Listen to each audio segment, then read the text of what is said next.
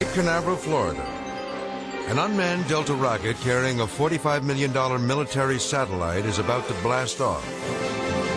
9, 8, 7, 6, 5, 4, 3, 2, 1.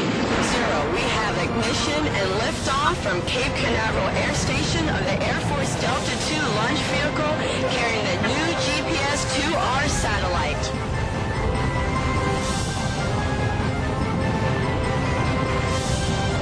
Then, just seconds into the mission, an explosion rocks the Cape. We just had an anomaly of the Delta II launch vehicle from Cape Canaveral Air Station. We need to secure the area. More than 250 tons of flaming debris and rocket fuel rain down from the sky.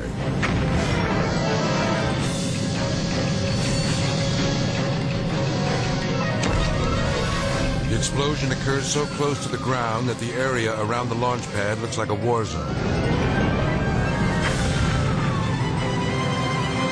A piece of the rocket lands in a parking lot, creating an enormous crater.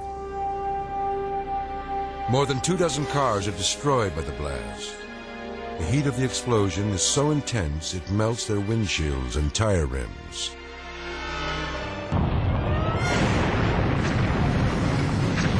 Amazingly, no one is injured.